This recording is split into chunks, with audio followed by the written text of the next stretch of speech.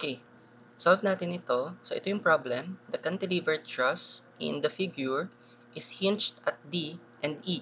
Find the force in each member. So, ito yung truss natin. Okay. Dito kay D, tsaka kay E, no, parehong hinge, no, yung external support nila. Okay. So, pinapahanap sa atin yung force sa lahat ng members.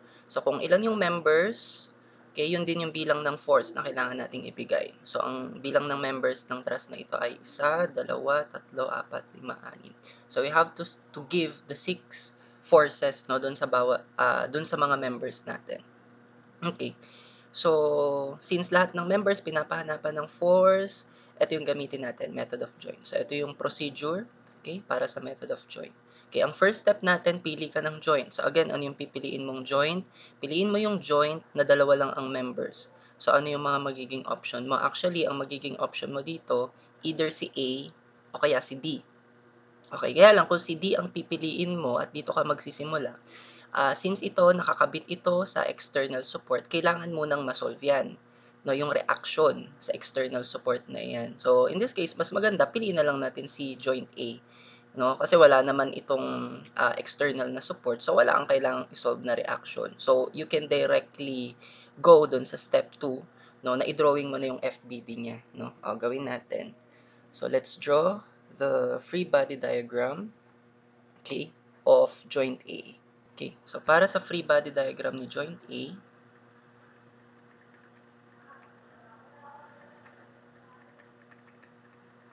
okay, drawing lang natin si joint A. Okay, so ito si joint A. And then, i-drawing mo yung dalawang members na nakakonekta sa kanya. So ito ay member AC.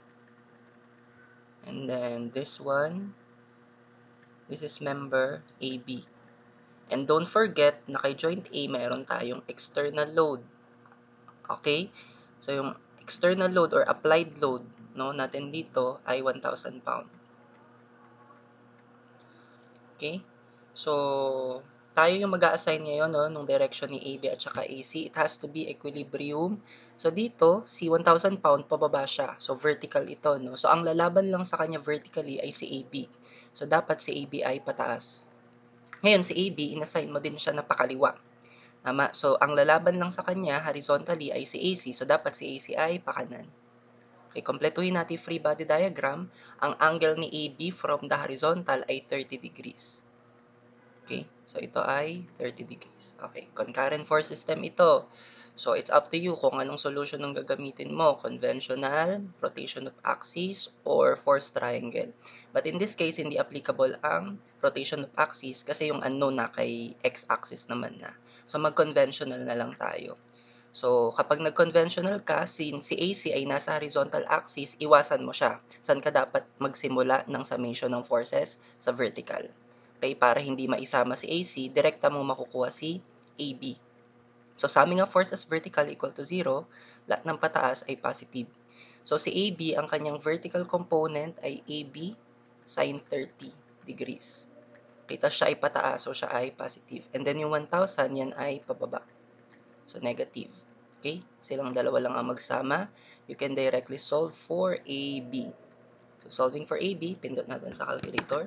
Okay? So, ang AB, yun yung unknown natin. Assign natin siya as alpha x. Then, sin 30 minus 1,000.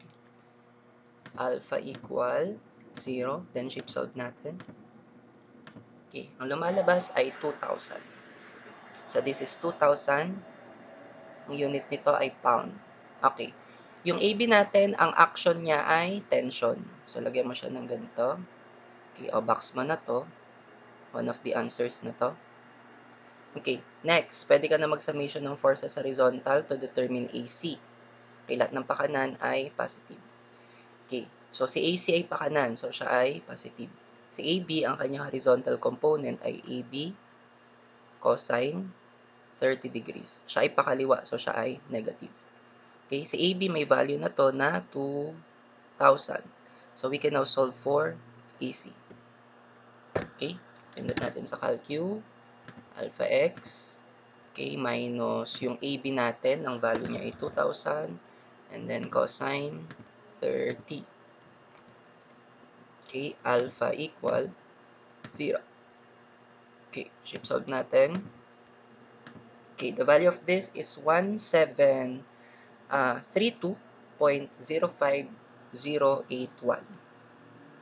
Okay, 1732.05081. So, ito ay pound. Okay? So, ang action naman ni AC, siya ay papush towards the joint. So, siya ay compression. Okay, box mo na. Ayan. So far, nakakadalawang ano na tayo, force. So, lagyan natin double slash mark yung AB, tsaka yung AC. Ibig sabihin, na-solve na natin sila. Okay. So, ang next na gagawin mo ngayon, proceed ka to the next joint. Okay? So, mag-proceed ka sa joint na dalawa lang din ang magiging unknown. Okay? So, actually, pwede kang mag-proceed dito kay joint B, no? Kasi tatlo members niya, pero na-solve na yung isa, so dalawa na lang yung unknown. Okay? So, proceed tayo kay joint B. So, para sa FBD of joint B, drawing natin. Okay, so drawing mo si joint B. So, ito si joint B. Then, drawing mo yung tatlong members na nakakonekta sa kanya. Ito, this is member BD. And then, this one, this is member AB. And then, si BC, perpendicular siya, no? Doon kay AB at BD, no? Itong si BC. So, siya ay perpendicular doon.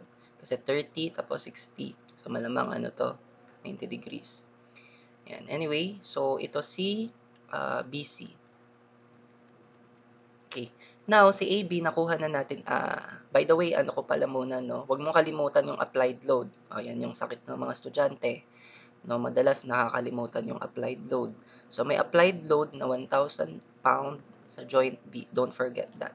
Ngayon, assign na natin yung mga direction ng force. Si AB actually nakuha na to. So, si AB, yan ay tension. So, dapat tension din siya dito. Pa-pull away from the joint. And then, may value na siya na 2,000 pound. Okay. Now, tayo yung mag-a-assign ng value ni BD, tsaka nung direction ni BD, tsaka ni BC. Okay, so paano natin sila i-assign? So actually, since pareho silang may vertical at horizontal component, di natin alam kung sino yung pababa sa kanila, or pakanan, or pakaliwa sa kanila. So sa ganitong case, actually we can assume. So i-assume na lang natin, no? Let's say i-assume na lang natin na pareho silang compression. Okay, this is just an assumption, pwede magkamali. Malaman natin kung mali ang in-assume pag nag-negative yung sagot. Okay, kompletuhin natin free body diagram. Lagay natin yung mga relevant angles natin or yung mga angles, no, ng mga force natin. Okay, ibahin ko lang kulay. Lagay tayo dito ng let's say x-axis. Okay, si 2,000 pound na AB, no, actually from the horizontal, no, since ito 30 degrees to, 30 degrees din siya. So from the horizontal, si AB ay 30 degrees. No, and si BD din from the horizontal, kung 30 degrees ito, 'di ba 30 din to? So si BD from the horizontal, 30 degrees din siya. Okay, si BC naman, from the horizontal, 60 degrees. So from the horizontal din dito, 60 degrees din siya. So from the horizontal, si BC ay 60 degrees. Okay, so kompleto na yung mga angle natin, no? So ito na yung free body diagram natin, concurrent force system to. Ang dalawang unknown natin ay si BD at si BC. So pwede mo to gamitan ng either conventional or rotation of axis. Force triangle, di applicable kasi apat yung forces. No, so mag-conventional na lang siguro tayo, no? Conventional summation ng forces horizontal at vertical. Unahin natin summation ng forces horizontal. Kaya ang mangyayari dito magkakaroon kang dalawang equation with two unknowns, tas i-caltech na lang natin. So magsimula tayo, summation ng forces horizontal equal to 0, lahat ng pakanan positive. Unahin natin yung mga unknown. Si BD muna. Si BD, ang kanyang horizontal ay BD cosine 30 degrees. Pakanan, so positive. Si BC naman, ang kanyang horizontal component ay BC cosine ng 60 degrees. Pakanan din siya, so positive. And then si AB, ang kanyang horizontal component ay AB cosine, no? 30 degrees. Tapos pakanan din siya, so siya ay positive. So, alam na natin may mali tayong assumption pala dito, no? No, kasi pare-parehong pakanan eh. Eh, 'di ba dapat balanse ang mga horizontal forces. So, alam na natin may mali sa assumption natin dito. So, makita natin mamaya kung anong assumption yung mali natin, no? Okay, sige. So, sa AB may value na 'to, ang unknown lang dito ay si BD tsaka si BC. Okay, so gawin mo pa yung ikalawa pang equation, summation ng forces vertical equal to 0, lahat ng pakanan ay positive. Pataas pala rather. Okay, sa aming nga forces vertical, unahin mo si BD. Si BD, ang kanyang vertical component ay BD sine 30 degrees. Tapos pababa siya, so siya ay negative. Si BC naman, ang vertical component niya ay BC sine 60 degrees. So siya ay pataas, so siya ay positive. Okay, si AB, ang kanyang vertical component ay AB sine 30 degrees. Tapos siya ay pababa, so siya ay negative. Okay, si 1,000 pababa din siya. So, vertical na yan. So, yan ay negative 1,000 equal to 0. Again, sa AB may value na to na 2,000. So, ang unknown lang dito si BD tsaka si BC. O, ngayon, may dalawang equation ka. Ito yung equation 1, ito equation 2. To equations, to unknowns. So, mag-caltech na lang tayo. Mode 5, 1. Okay, so dito tayo sa calculator. Mode 5. Piliin mo yung 1. So, yung form ng equation dyan ay ano ha? A x plus by is equal to c. Yung x at y dyan, yan yung dalawang unknown natin. So, let's say si BD, i-assign natin siya sa x. Si BC, i-assign natin siya sa y. Yung A dito, ito yung coefficient or yung number na kasama nung unang unknown. Yung B naman, ito yung coefficient or number na kasama nung ikalawang unknown. Lahat dapat ng unknowns ay nandito sa left side. Okay, at ito namang C na ito yung constant term. No? So, lahat ng mga constant term dapat nandun siya sa right side. So, gawin mo itong equation 1 tsaka equation 2 na ganitong form. Lahat ng unknown nasa left, lahat ng constant term nandun sa kanan. Okay, tapos, balik tayo sa calculator. Pag pinili mo yung 1, may lalabas sa ganitong table. So, itong row 1 at row 2, para yun sa equation 1 at equation 2. Okay, ano yung ilalagay mo kay A? Yung coefficient nung unang unknown sa first equation natin. So, yan ay cosine 30. Okay, ano ilalagay mo kay B? Yung coefficient nung second unknown na BC, which is cosine 60. Okay, tapos yung constant term, dapat ilipat mo siya sa kabila. So, yung 2,000 cosine 30 from equation 1, dapat maging negative na siya. 2,000 cosine 30. Okay, for the second equation, ang A natin dito ay negative sine 30. Okay, yung B natin na coefficient sine 60. And then yung constant term natin, itong dalawa na to. Itong negative 2,000 sine 30 minus 1,000. So, ilipat mo sila sa kabila. No? So, pareho sila magiging positive. No? So, it will become positive 2,000 sine 30. No, sorry. 2,000 ulit sine 30 plus yung 1,000. Don't forget yon, no? Ayan, okay? So, pwede mo na itong i-press equal. Yung unang lalabas na sagot, yung x, yan yung unang unknown na BD. Tapos press mo ulit yung equal, yan naman yung ikalawang unknown, which is yung BC. So, ang nag-negative dito ay si BD. Sige, sulat natin na. So, nag-negative si BD, siya ay negative 2,500. Okay, lagay na natin unit, no, pound. Tapos yung BC naman, okay, yan yung ikalawang unknown, siya naman ay positive 866.0254 pa 0. Okay, pound. So, yung ibig sabihin ng negative sign na to kay BD, ibig sabihin mali yung inassign natin sa kanya na direction. It should be oppositely directed. Ang inassign natin kay BD na direction ay pakanan na pababa. So, ano siya? Compression, no? So, ibig sabihin hindi talaga siya compression. It should be tension. So, i-correct natin, no, yung kanyang direction. Dapat si BD ay pag ganito. Siya ay pa-tension dapat. No? So, i-correct mo yung BD natin. No? So, siguro, lagay ko na lang dito yung tamang ano niya, action niya. No? So, yung BD natin, gawin mo ng positive yung 2,500. para hindi maging redundant yung sagot ha. Tapos lagay mo yung tamang action niya na tension. Okay, o yan na. No? So meron na tayong BD. Okay. Tapos si BC, take note si BC, tama yung ano niya, no? Kasi positive. Tama yung action niya na compression. So lagay mo compression. Okay. So okay na tayo. Nakakailan na tayo? Nakakaapat na tayo, no? So, ilan na lang yung natitira, no? Okay? So, double slash mark yung mga nakuha na natin na BD at saka BC. Okay. So, dito, ang natitira na lang actually na unknown ay dalawa. Ito na lang, yung walang mga double slash mark. Okay? So, from here, pwede na tayo actually mag-proceed kay joint C. No? Yun na yung next nating gagawin. Kasi dalawa na lang unknown dito. No? Okay. Sige, drawing natin FBD ni joint C.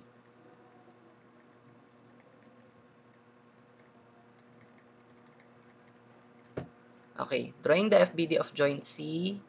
Ito si joint C. Tapos drawing mo yung apat na members na nakakonekta sa kanya. Okay, 60, 60. And then, yung applied load, don't forget yung 1,000 pound. Lagay ko na agad. Okay, pangalanan mo yung mga members. Ito ay member AC. This one, this is member BC. This one, this is member CD. Then this one, this is member CE.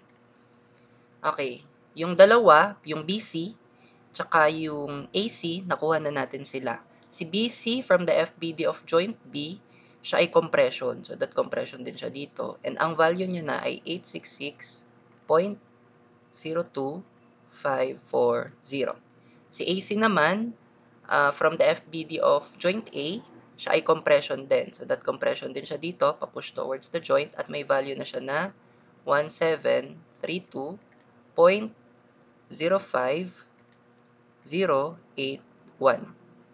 Okay. Pound, no? Pound, pound. Okay. So, dalawa na lang yung unknown dito, si CD at saka si CE. Okay. So, tayo maglagay ng direction ni CD at CE. Si 1,000 tsaka si BC, pareho silang pababa. So, ang lalaban lang sa kanila ay si CD, vertically. So, dapat si CD pataas. Tapos, puro pakaliwa, no, yung mga horizontal component ni CD, BC, tsaka si AC. So, since puro sila pakaliwa, ang lalaban lang sa kanila horizontally, si CE. So, dapat si CE ay pakanan.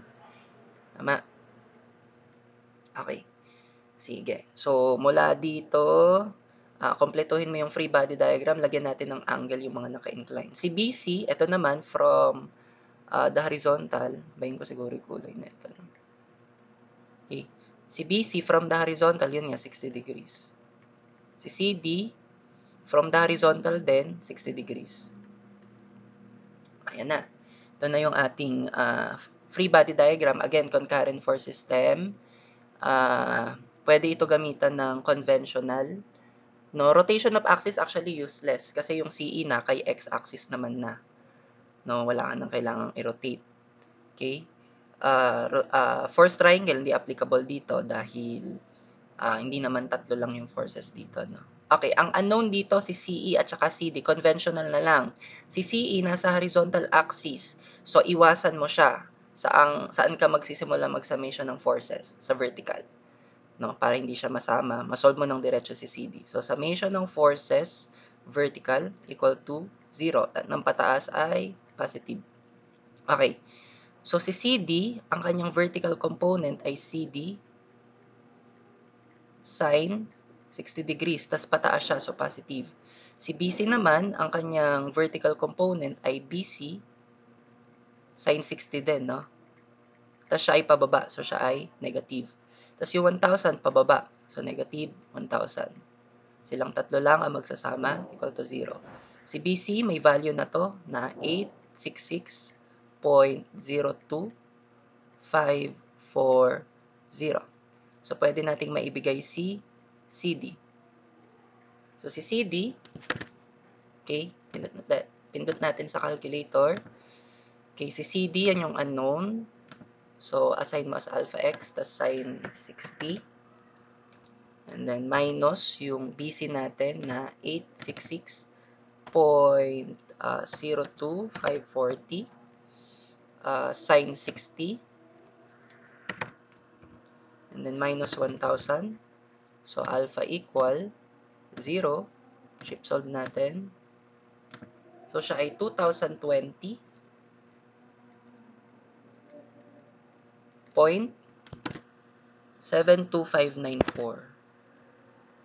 72594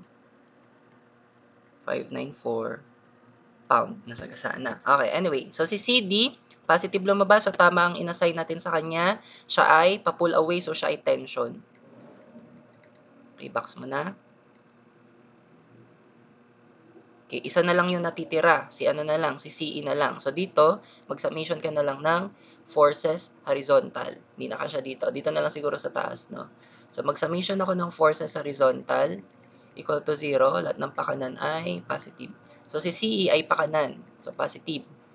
Si CD naman, ang horizontal component niya ay CD cosine 60 degrees. Tapos siya ay pakaliwa, so negative.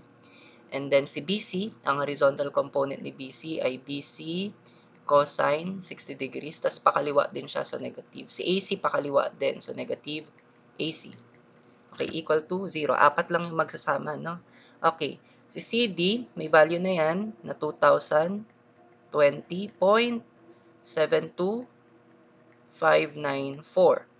Si BC naman, 866.02540.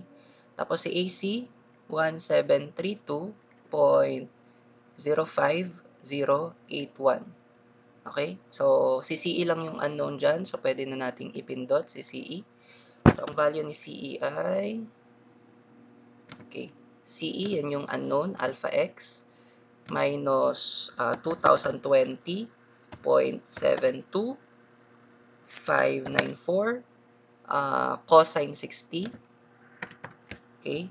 And then, minus yung BC natin na 866.02540. And then, cosine 60. Okay? Minus yung AC natin na 1732.081.